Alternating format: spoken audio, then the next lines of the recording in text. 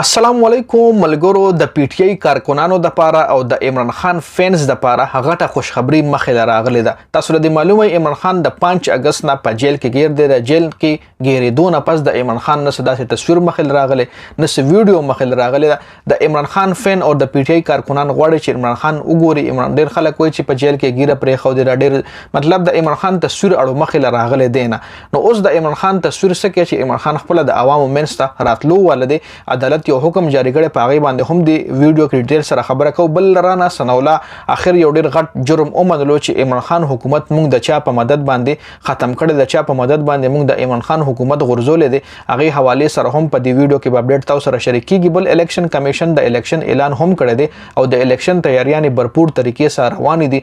بل عمران خان سره جیل کې مذاکرات هم شروع دي. صدر عارف الوی جیل کې 3 غنټې عمران خان سره ملاقات کړی دی. په دغه ملاقات کې څه خبرې شوې دي مکمل ډیټیل په دی ویډیو کې تاسو سره شریک کیږي. راځو ټول نه پهله خو د عمران خان حواله سره چې عمران خان با کله د عوامو منځ ته راځي، کله به عوام عمران خان ګوري، کله به د عمران خان تصویر یا ویډیو په سوشل میډیا باندې جاری کیږي. د جیل کې د کېد نه پس جی عمران خان عوامو منځ ته راتلو حواله سره غټ خبردار راغله چې اسلام آباد مجستریټ قدرت الله دا حکم جاری کړی دی چې عمران خان د 25 ستمبر باندې عدالت کې پیش کړل شي.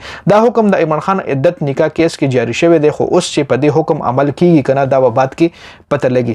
چونکه عمران خان باندې دا کیس هم یو جوړ دی چې عمران خان بشرا بیبي سره په عدت کې نکاح کړی. دغه کیس کې په عمران خان باندې اوس مجستریټ اسلام آباد مجستریټ دا حکم جاری کړی دی چې عمران خان د په عدالت کې پیش کړل شي. چونکه د سایفر کیس کې 3 ځله عدالت په اٹک جیل کې ولګیدو، خو اوس په عدالت وای په اٹک جیل کې نه لګي بلکې عمران خان به مطلب عدالت کې پیش کړل کیږي او سپرډنټ جیل دا حکم هم جاری کړی دی. بل رانا سنولا دا اعتراف کړی دی چې موږ د چا مدد سره عمران خان حکومت ختم کړی. تاسو د معلومه نواز شریف هم یو بیان جاری کړی و چې زه کله هم اقتدار ته راشم، مطلب کله هم د پاکستان وزیر اعظم شم، نو د جنرال باجوا او جنرال فیض او ورسره د عمران خان ټول سہولتکار به زه جیل ته کوم، په دې ټولو باندې به زه کیسونه جوړم. نو دې کې دا سوال هم رس کېږي، دا کوېسچن هم اوچتېږي چې آیا تاسو 14 میاشتې حکومت تیر شنو تاسو ولې دا کاروایی نه کوله؟ تاسو ولې دا سټیپ نه چتولو؟ په خپل حکومت کې 14 میاشتې خو ولې تاسو حکومت تیر شوی کې خو تاسو خپل جیبونه ډک لاړه واپس لندن ته لاړی. نواز شریف شهباز شریف او ورسره نواز شریف خو الډی په لندن کې خو دا ټول یو پارټي ده کنه، جیبونه ډک، خزانه خالی، قرضونه واغشت، خپل جیبونه په ډک لاړه پاکستان غریب عوامي ګرانۍ ته پرېخو.